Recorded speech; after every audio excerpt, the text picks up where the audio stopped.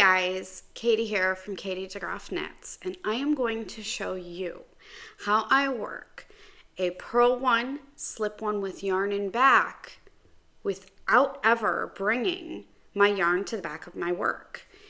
This can be, you can very easily go purl one with your yarn in front, then move it to the back, slip your stitch, bring it back. It's very time consuming. So I am going to show you how I work it where my yarn never leaves the front of my work. So I am going to flip you around and we'll get started.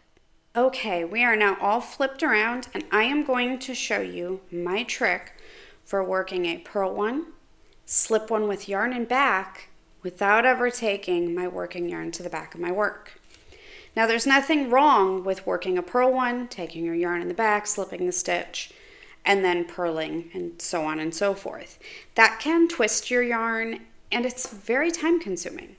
So let's try to reduce our time. Okay, so we have our yarn in front, we're purling our stitch. But now we need to slip this one with this working yarn in the back. So we're going to take our right hand needle. We are going to go underneath our working yarn, slip that next stitch purlwise, come back under our working yarn, boom, stitch slipped, and our working yarn has stayed in the front the whole time. So I'm going to go through it a couple more times. So we purl one like we normally would, working yarn staying in the front, take your right needle, underneath your working yarn, slip your next stitch purlwise, bring your right hand needle back under the yarn, and it's slipped. So purl one, slip one,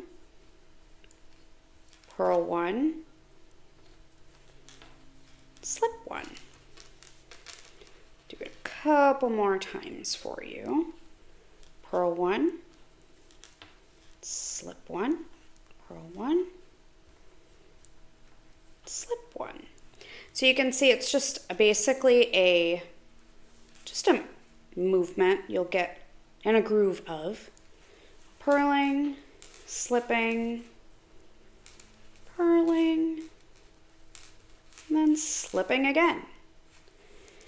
Our tension's great, not too tight, not too loose, and we've never had to move our working yarn back and forth. We don't want to take up more time than we need to. I want to thank you for joining me in seeing how I work a purl one, slip one with yarn and back without ever moving my working yarn to the back of my work. If you've liked this video, be sure to check out my podcast and subscribe to my channel so you'll get notified when I post a new video. Happy knitting, everybody!